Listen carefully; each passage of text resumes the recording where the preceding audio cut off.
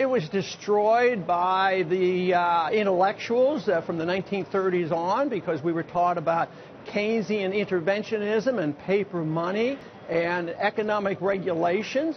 And so we gave up on the free market and sound money a long, long time ago. We don't believe that interest rates, by market rates, is worth anything, so we reject it. So that's the reason we have it. So it's an intellectual fight. Forgive me.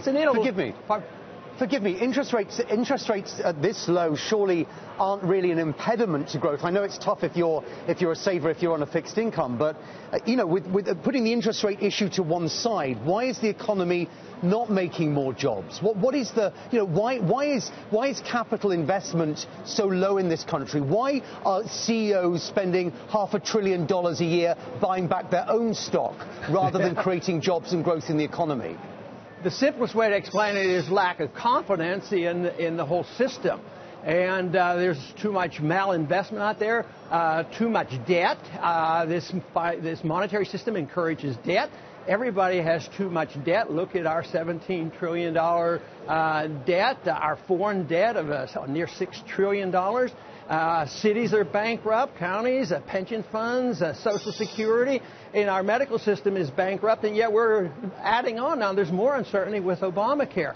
So business people are very, very cautious. So low interest rates are not a panacea, and they won't admit this. They say no, and that's the only tool that Yellen has. She has one thing, that if there looks like there's a problem, you lower interest rates. But they're up against the wall. Where do they go when there's zero? And where do they go when you need more spending? Where do you go when you need more debt? Because on the short run, on the minor ups and downs, this seems to help. But ultimately, it runs out of steam. And when a country or an individual lives beyond its means, eventually the country and that individual has to live beneath its means.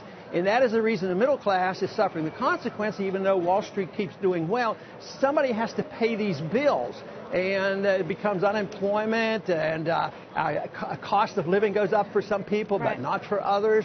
And that is, it is, you should lay the blame at the feet of the Federal Reserve, not as their individuals. So I don't attack the individuals, but I think this system is deeply flawed, and it's the rejection of the confidence and the understanding of how the free market works.